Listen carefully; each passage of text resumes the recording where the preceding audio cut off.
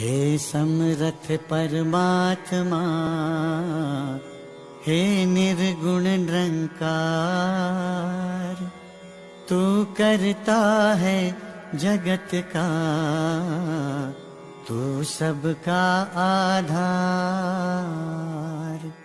कण कण में है बस रहा तेरा रूप अपार। तीन काल है सत्य तू, मिथ्या है संसार। घट घट वासी है प्रभु, अविनाशी करतार। दया से तेरी हो सभी, भवसागर से पार। निराकार साकार तू, जग के पालनहार। है बेअंत महिमा तेरी, दाता अपरंपार। परम पिता परमात्मा, सब तेरी संतान। भला करो सबका प्रभु, सबका हो कल्याण। भला करो सबका प्रभु, सबका हो कल्याण। भाषाएं, पहरावे, कल्चर, संस्कृतियाँ, ये बाहरी हमारे लिबास, हमारी शक्ल सूरतें, ये प्राइमरी नहीं है। ये सब कल्चर्स और ये सारी चीज़ें बाद में जुड़ी हैं। जो मूल है, जो प्राइमरी है, वो वास्तविकता में हमारा एक असल रूप, एक मानव वाला, जिसमें आत्मा बसती है। आत्मा जो परमात्मा की अंश है, जो डिविनिटी, जो एक डिवाइन परमात्मा, ईश्वर निराकार, इसी की अंश आत्मा बसती है हर घट में। तो उसको मुख्य रखना, उसको मूल रूप में उजागर करना अपने जीवन में, तब वास्तविकता में हमारे जीवन का महत्व बनता है और हम एक सही इंसान कहलाने के हकदार बनते हैं। ये लोक और परलोक दोनों को संवारने वाले बन जाते हैं। इसीलिए मूल के साथ जुड़ने की सदैव से महापुरुषों भक्तों ने ये बात की है। ये आत्मा कब से भटकी हुई, अपने मूल से आवागमन के बंधन में पड़ी हुई, अज्ञानता बरकरार रही। अज्ञानता बरकरार ना रहती तो इसका आवागमन का बंधन समाप्त हो गया होता। और जब जब भी समाप्त होता है, इस अंधकार के मिटने से होता है, ज्ञान के उजाले से होता है, अपने असली रूप में स्थित होने से होता है। अगर आवागमन के बंधन चलते रहे, उसका कारण यही रहा, क्योंकि जो हमने बाहरी सिलसिलों को महत्ता दे दी, हमने अपने पहरावों को, अपनी भाषाओं को, अपने संस्कृतियों को और नाना प्रकार की दुनियावी सिलसिलों को विशेषताएं दी और उन्हीं तक सीमित रह गए। वही अपनी पहचानें बना ली, वही अपनी आइडेंटिटी बना ली, और जो मूल रूप में जो हमारी असल आइडेंटिटी थी, उसमें हम स्थित नहीं हुए, उससे अनजान रहे, यानी कि आत्मा अनजान रही। तो इसीलिए इसके आवागमन के बंधन से इसको निजात ना मिली। जम जम मरे मरे फुन जम्मे, बहुत सजाए प्या देश लम्मे, कादर करीम ना जाना जे तो तिल पीड़े जो कहानियाँ। ये जन्मना मरना, ये इस आत्मा के साथ चलता चला गया। शरीर धारण, एक के बाद दूसरा, एक योनि के बाद दूसरी योनि, ये सिलसिला चलता चला गया।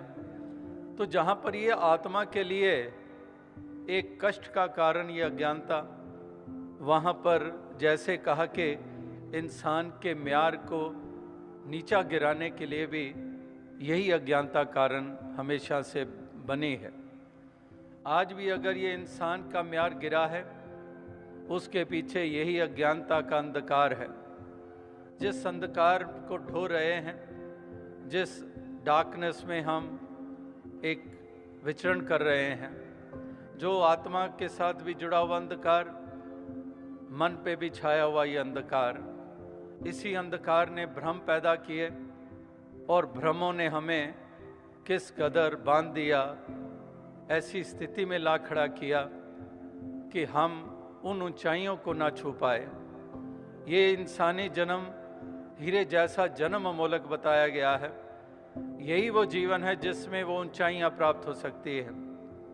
और अगर यही हाथों से छिन गया, यही एक सफ़र हमारा जीवन का ना कामयाब रहा, इसी जीवन में हम उजाला अपने जीवन में ना कर पाए, तो फिर पतन ही पतन है।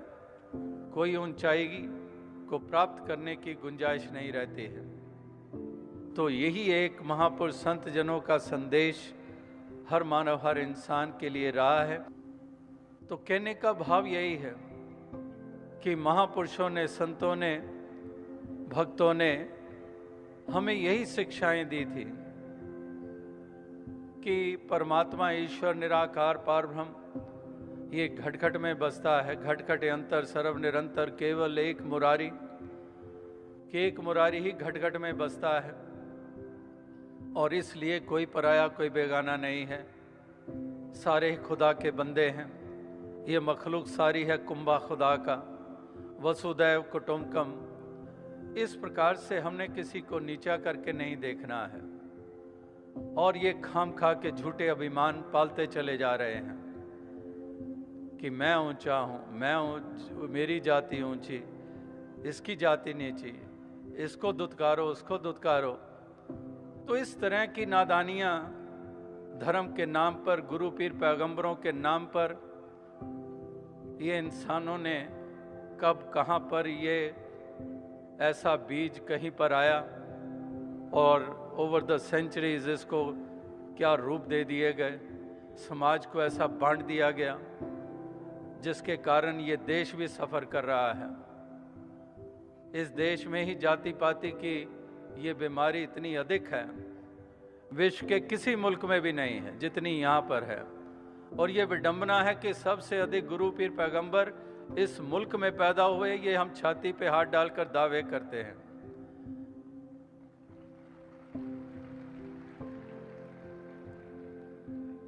बात वही आ जाती है कि इसके कारण अज्ञानता है। अज्ञानता है और हम कुछ सोच चलते चली जा रही है, हमारी चाल वैसी चलती चली जा रही है। तो दास वही बात कर रहा था कि हम अज्ञानता में रहते हैं और इसी अज्ञानता को दूर करने के लिए ही, जैसे कबीर जी ने कहा कि तिमिर गयो रवि देखते, कुमति गई गुरु ज्ञान, सुमति गई अति लोभ ते और भक्ति गई अभिमान। कि तिमिर गयो रवि देखते, तिमिर अंधकार मिटता है रवि के उदय होने से, सूर्य के उदय होने से इस प्रकार से उजाला हो जाता है, जीवन में उजाला हो जाता है। ये की ढंग है, रोशनी का रटन करने से भी नहीं होने वाला है। आपके कमरे में अंधकार है, आप रोशनी 5000 वॉट्स जितना मर्जी रटन करते रहें, ठोकरें ही ठोकरें हैं, भ्रम ही भ्रम है। ना जिक्र करने से, ना जयकारे लगाने से, ना रटन करने से उजाला होने वाला है। और अगर आप दीपक की तस्वीर भी बना लो, अगर अंधकार है, कोई तस्वीर उठाकर ले आए, देखो इस पे दीपक बना हुआ है, लौ भी बनी हुई है, उजाला हो जाएगा। कहाँ होगा? हकीकत वाला दीपक चाहिए जिसमें लौ जग रही है, वही रोशनी करेगी। इसी प्रकार से जो सत्य है परमात्मा ईश्वर, यही वो रोशनी है। ये जब तक हमारे जीवन में ना आएगा तब तक हम अंधकार हम ढोते चले जाएंगे।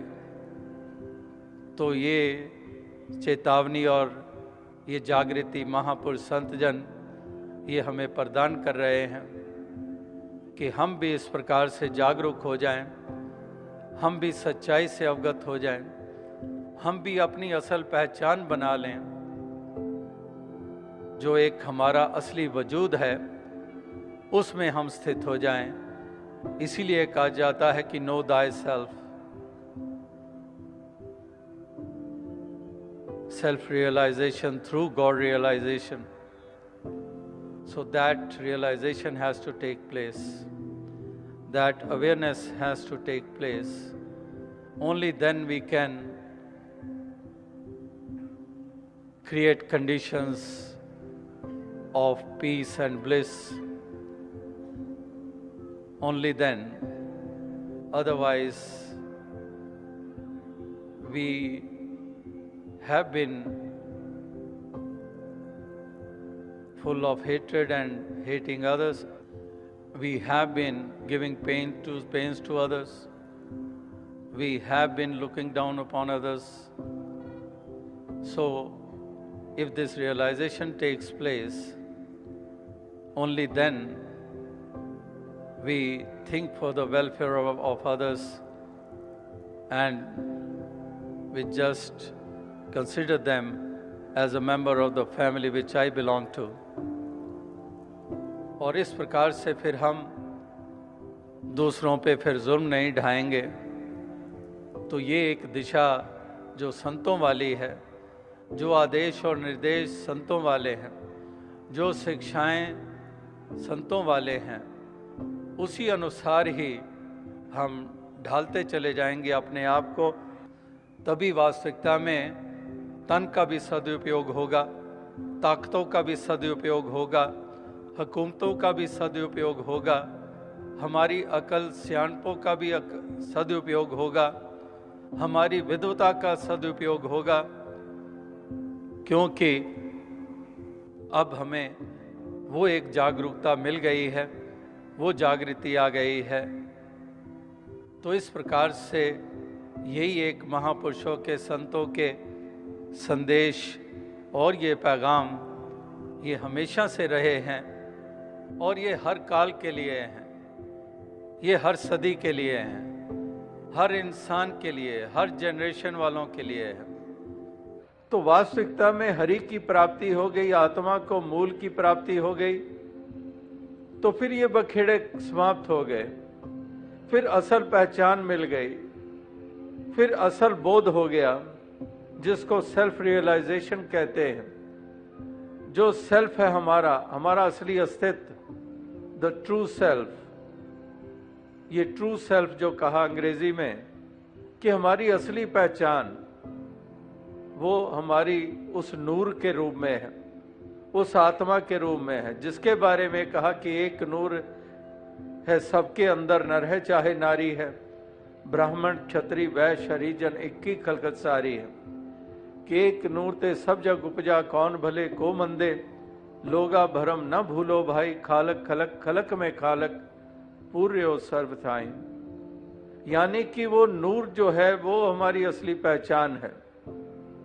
तो ये बाकी के हमारे लबादे, ये बाकी के हमारे बाहरी रूप, ये हमारी संस्कृतियां और कौमें और नस्लें इत्यादि, इससे हम ऊपर उठ जाते हैं, मजहब मिल्लत से ऊपर उठ जाते हैं। अब मजहब की भी दीवारें नहीं रहती हैं, क्योंकि जैसे जाति के सवाल, इसी तरह से मजहब मिल्लत के सवाल, मेरा राम तेरा अल्लाह, मेरा अल्लाह तेरा राम, और इस प्रकार से हम इसके कारण भी उलझते चले गए। ये हमें बोध ही ना हुआ कि राम वही है जो अल्लाह है, और अल्लाह वही है जो राम है, गॉड वही है जो अकाल पुरख है, जिसको अनंत नाम दिए गए, क्योंकि अनंत गुणों का मालिक है, और अनंत गुणों का मालिक है ये प्रभु परमात्मा, इसलिए इसके नाम भी अनंत हैं। जिसको जो जो भी गुण प्रोमिनेंटली भासता चला गया, महसूस होता चला गया, वो उसको वही नाम देते चले गए। इसीलिए कबीर जी ने भी कहा कि काशी काबा एक है राम रहीम, मैदा एक पकवान बहु बैठ कबीरा जीम। कि मैदा तो एक ही है, लेकिन नाना प्रकार के पकवान बन रहे हैं। इसी तरह से मूलतः तो ये परमात्मा है और यही एक हर घट में बसता है, और इसने जो सृजना की है, ये जो रूप बनाए हैं, ये भिन्न भिन्न है।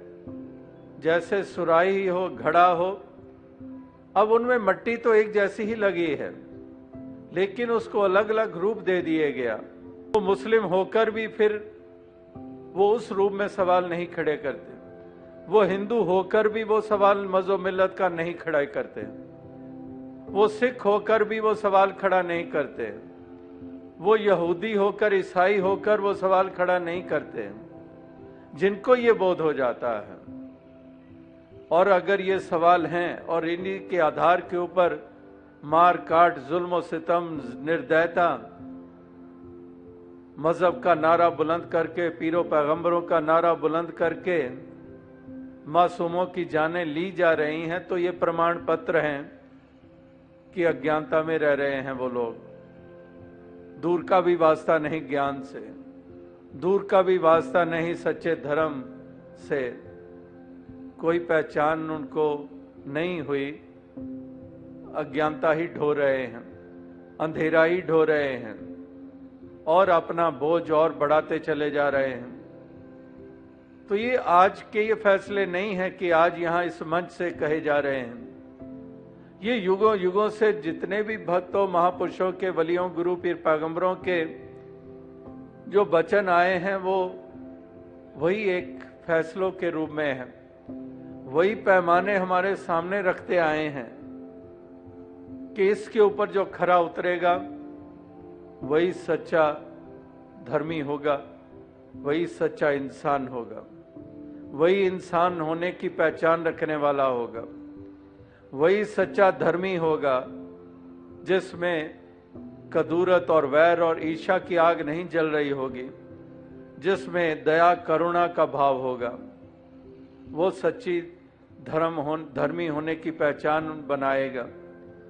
इसी तरह से जो आदमियत है, जो इंसानियत है, वो वास्तविकता में हमें वो पहचान प्रदान करती है जिसमें ये भाव होते हैं, ये गुण होते हैं, जो नफरतों की आग में जलते जलाते नहीं हैं, जो प्यार भरे हृदय से युक्त होते हैं, जो प्यार ही देते चले जाते हैं, जिनके मन में किसी के प्रति मलाल नहीं होता है, जो किसी के प्रति जलन और घृणा की भावना नहीं होती है, वो वास्तविकता में इस प्रभु के बंदे जानकर हर किसी के लिए शुभकामना करते हैं। सतयुग में, त्रेता में, द्वापर में, कलयुग में, चाहे भगवान राम, चाहे भगवान कृष्ण, चाहे लॉर्ड जीसस क्राइस्ट, या फिर प्रॉफेट मोहम्मद, या फिर श्री गुरु नानक देव जी महाराज से लेकर श्री गुरु गोविंद सिंह जी महाराज, या फिर अनेकों अनेकों भक्त, तुकाराम जी, नामदेव जी, संत ज्ञानेश्वर जी, या फिर रविदास जी, कबीर जी, बुल्ले शाह जी, पंच सखा, नरसिंह भक्त, चैतन्य महाप्रभु, या फिर अनेकों अनेकों ऐसे सूफी संतों के जो वचन हम पढ़ते सुनते हैं, वो सब इसी और ही हमें अग्रसर करते हैं कि एक मालिक, एक खालिक, एक परमात्मा, जो वननेस की बात हो रही है, यही एक है। और इसलिए नारा एकला जाना, एकला माना, एक वह, कि एक को जानो, एक को मानो और एक हो जाओ, एकता के सूत्र में बंध जाओ। जगिया ब्रह्म दिशे उघड़े, एकच सूत नाना पूत, चोली अन्न लुगड़े, कि एक सूत से, एक धागे से हम क्या क्या बना लेते हैं। चोली में भी वही धागा लगा हुआ है, हमारे और वस्त्रों में भी, पहरावों में वही धागा लगा हुआ है। जगिया ब्रह्म दिशे उघड़े, एकच सोने नाना लेने, बाली अन पुगड़े, कि इस प्रकार से एक सोना होता है और उसी सोने से हम कितने प्रकार के हम जेवर बना लेते हैं। सोने की कीमत होती है, तो बेसिकली सोने का महत्व है। सोने के होते हुए उसके फिर आकार बने हैं, और फिर जो ज्वेलर्स होते हैं वो सोने को भट्टी में भी डाल देते हैं, आकार ही उसका ख़त्म कर देते हैं। लेकिन सोना तो सोना ही रहता है, आकार मिट भी जाता है, सोना सोना रहता है। इस तरह से बेसिकली तो हम इंसान ही हैं। ये बाहर की हमारी पहचानें जो बन गई हैं, ये पंजाबी, वो सिंधी, मैं मराठी, वो गुजराती इत्यादि, ये पगड़ी, ये टोपी, ये बाल बढ़ाए, ये बाल मुंडवाए, ये भाषा, वो भाषा, ये प्रांत, वो प्रांत, ये मुल्क, वो मुल्क, ये जो हमारी आइडेंटिफिकेशंस और पहचानें बन गई हैं, इसको उस भट्टी में डालना ज़रूरी है। यानी कि ये एक जानना ज़रूरी है कि वाकई बाहर की पहचानों से ज़्यादा महत्व है हमारे उस असल वजूद का, वो असल वजूद जो इंसान होने का है, जो प्रभु की संतान होने का है। वो वजूद हम कायम करें, तो वही यहाँ संत, ये भक्तजन महापुरुष कह रहे हैं कि एकच सूत नाना पूत, एक ही धागा, और उसी से ही कितना कुछ बन जाता है। एक ही लकड़ी होती है, उससे मेज़ भी बना देते हैं, कुर्सी भी बना देते हैं। तो वो कुर्सी है, मेज़ है, कुछ पहचान तो उसकी होती है, इसलिए उसको हम टेबल या चेयर कह देते हैं। वरना अगर कोई वहाँ खड़ा होकर कहे कि लकड़ी लाइए भाई साहब, तो वो दाएं बाएं देखे, भाई साहब लकड़ी तो है नहीं, तो वो कहे ये सामने क्या है, ये तो चेयर है, तो चेयर तो है, लकड़ी भी तो है। यानी कि वो टेबल होने की, चेयर होने की पहचान तो होगी, वरना दुनिया के काम कैसे चलेंगे। ये एक पगड़ी वाला है, टोपी वाला है, ये पहचाने हमारी मुबारक है। दुनिया के हमने काम करने हैं, ये पहचाने तो जरूरी हैं, और ये मुबारक हैं पहचाने। ये अनेकता की खूबसूरती ये तो होनी चाहिए, इसकी कदर होनी चाहिए। लेकिन बेसिकली हमें वो एहसास रहना चाहिए कि चाहे टेबल है, चेयर है तो लकड़ी। जो प्रॉपर्टीज लकड़ी के हैं इसकी है, जो गुड फैक्टर और बैड फैक्टर जिसके हम जिक्र करते हैं, वो सारे लागू हैं। वो चाहे चेयर के रूप में है, चाहे वो टेबल के रूप में है। इसी तरह से ये कंगन है। अब कंगन को पैजेब तो कहेंगे नहीं, वो तो कंगन है, वो पहचाने तो रहेंगी। तो वो पहचाने हैं, लेकिन मूल रूप में हमें एहसास रहे कि वास्तविकता में ये मूल रूप में तो आत्मा है, परमात्मा की अंश है, और हम सभी पांच तत्व के पुतले हैं जिसमें आत्मा है। तो यहाँ पर एक सरीका है, सब में साचा एको सोई। तो सब में एक ही सत्य परमात्मा ईश्वर अकाल पुरख है, ये आत्मा के रूप में, और पांच तत्व के सारे पुतले हैं। कोई एक तत्व ज्यादा वाला नहीं, एक तत्व कम वाला नहीं। माटी एक अनेक भांति कर साजी साजन हारे, कि जैसे कुम्हार घड़ता है, अनेकों बर्तन बनाता है, लेकिन मट्टी भी वही है, कुम्हार भी वही है। वही कुम्हार मट्टी का सहारा लेकर उसी से सुराही बना रहा है, उसी से घड़ा बना रहा है, गागर बना रहा है। तो कुम्हार भी वही, उसी हाथ से वो नाना प्रकार के वो बर्तन बना रहा है। तो इसलिए वननेस के ऊपर केंद्रित होना जरूरी, और फिर वननेस के ऊपर जब केंद्रित हो गए, भावों को वो सुंदरता मिल गई, भेद वाले भाव मिट गए, दीवारें गिर गईं, फिर हार्मनी स्थापित हो गई। और फिर हार्मनी जब स्थापित हुई तो उसमें हर किसी का लाभ हो गया और धरती का रूप सुंदर बन गया। तो यही एक भक्तजन चाहते हैं कि ऐसी एक अवस्था ये हो जाए, ऐसी स्थितियां हो जाएं, यही एक चाहते हैं। इसीलिए प्रार्थनाएं, इसीलिए ये याचनाएं और ये अरदासें करते हैं। तो महापुरुष संत जन आज भी यही पैगाम दे रहे थे, यही संदेश दे रहे थे कि हमने रोशन होना है, अपने जीवन को रोशन करना है, हमने संसार को रोशन करना है, हमने चारों तरफ उजाला फैलाना है, चारों तरफ उजाला स्थापित करना है, हमने चारों तरफ एक इंसानियत और मानवता को बुलंदी तक ले जाना है, हमने प्यार को मजबूत करना है, हमने सहनशीलता के साथ विचरण करना है और इस तरह से ये संसार को एक सुंदर रूप देते चले जाएं।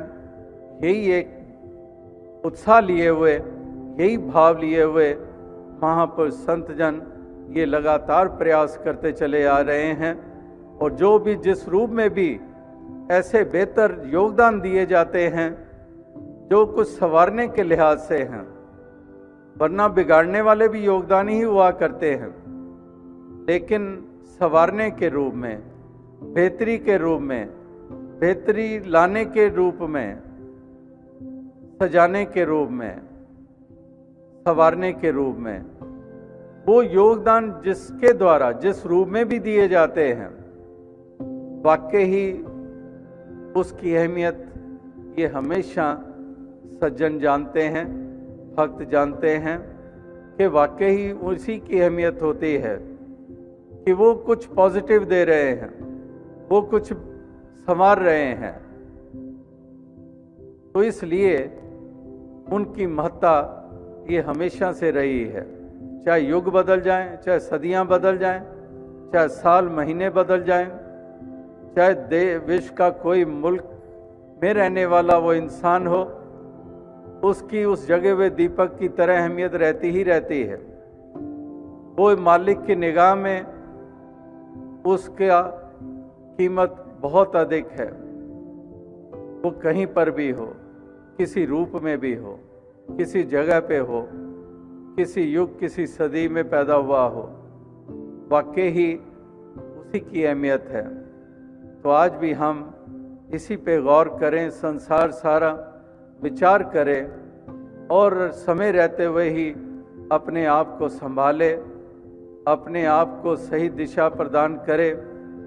इस संसार में आया है तो इस जीवन के का कीमत डाले, इस मंजिल को पाए, आत्मा का उद्धार करे और इस प्रकार से मुख उजला करे अपना। यही एक पैगाम इसी पे आधारित दिया जा रहा है, यही शुभकामनाएं, यही प्रार्थनाएं ये की जा रही हैं कि दातार कृपा करे, सबको सुमति दे, सबको ऐसी जागृति प्रदान करे ताकि हर इंसान जो है वो इस अवस्था में ये आ जाए, ताकि ये संसार का वातावरण ये घुटन वाला वातावरण ना रहे, ये भय वाला वातावरण ना रहे, जो हिंसा वाला वातावरण ना रहे। यहाँ पर अमन चैन वाला वातावरण हो, जहाँ प्यार के तराने हो, प्यार के नगमे हों और इस तरह से सुकून ले पाए हर कोई, राहत महसूस कर पाए हर कोई। इस तरह की प्रार्थनाएं की जा रही हैं और इसी की तरफ प्रेरित किया जा रहा है। तो दास ज़्यादा और शब्दों का सहारा नहीं लेगा, इन्हीं शब्दों से आपसे इजाज़त चाहेगा। साथ संगत जी, धन्यवाद।